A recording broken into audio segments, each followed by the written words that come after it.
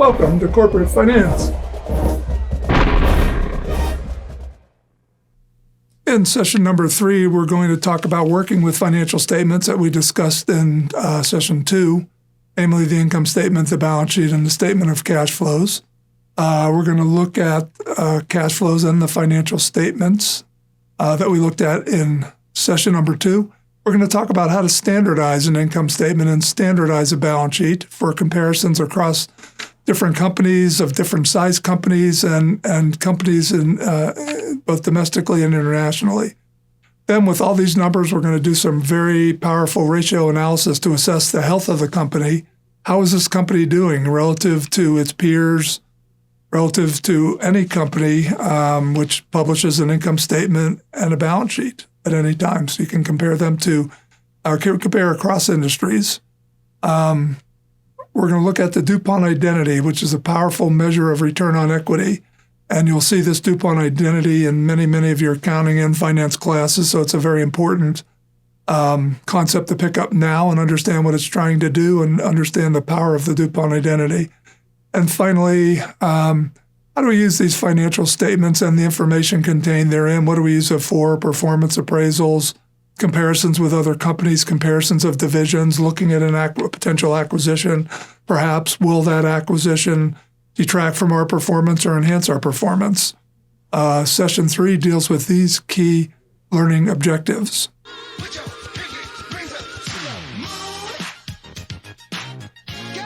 24-karat mnemonic moments of magic. Are there some mnemonics we can use with these ratios? First of all, we look at short-term solvency ratios, current ratio, and quick ratio.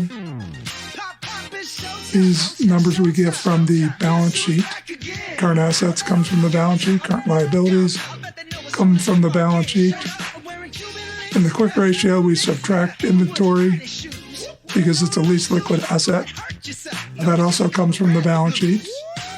Then we have some long-term solvency ratios that deal with leverage or debt. Total debt comes from the balance sheet. Total equity comes from the balance sheet.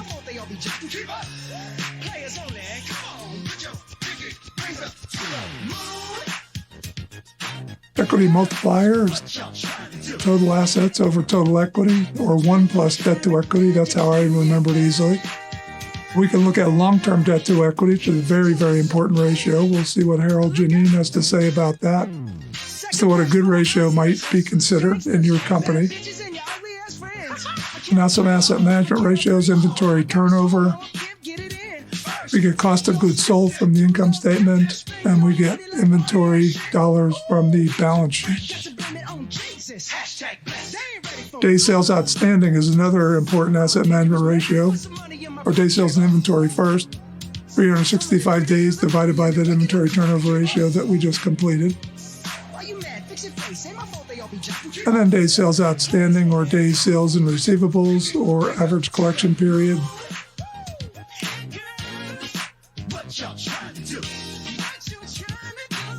And then some turnover ratios. And we can see a pattern here where we have sales in the numerator in all of these turnover ratios except for inventory turnover.